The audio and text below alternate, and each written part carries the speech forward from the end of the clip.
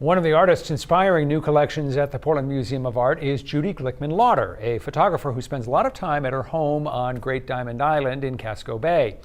She'll be at the museum on Tuesday to talk about one of her most extensive collections in a book called Beyond the Shadows: The Holocaust and the Danish Exception. We spoke with Judy Glickman Lauder about her work at Holocaust sites spanning more than 3 decades and what draws her back to Maine throughout the year.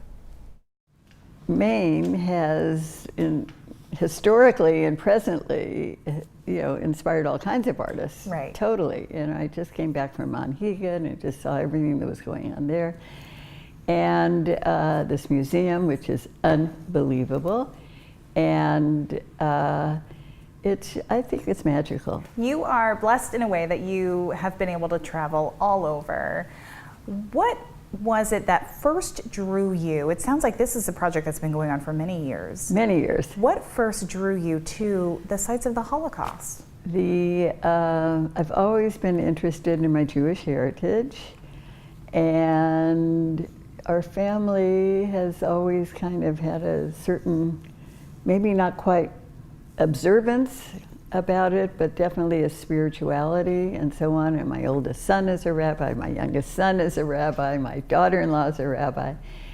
And so I've always been interested in the history and the heritage. Then in the late 80s, I had an opportunity to actually go to Poland.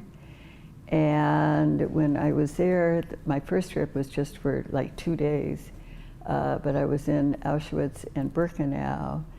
And it just turned me all around. Art itself is meant to evoke emotion. Do you feel like you were able to capture what you were feeling? Well, this might sound strange, but I did feel that way. I felt that when I came back and saw what I had taken the first trip and so on in the dark room, it just told me something that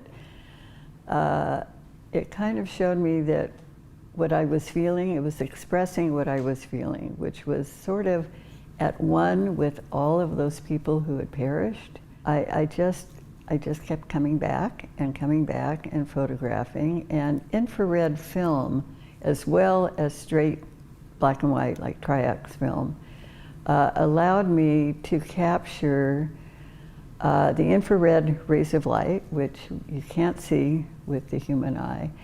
And it kind of gives it a little ghostly, timeless type of feeling. So I think that, when you go through these pages and read the text, because it's really quite interesting.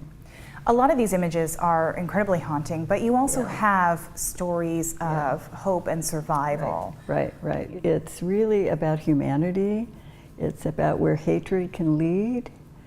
And it is also that man can make a difference. And I was able to go to Denmark and locate, meet people, interview these people, and photograph them. And these were all survivors, rescuers, resistance people, underground people, and you can almost just read the goodness in many of their faces. And it was just so redeeming for me, because I had been kind of lost in man's inhumanity to man. In the book I have 3 quotes. I have a lot of quotes.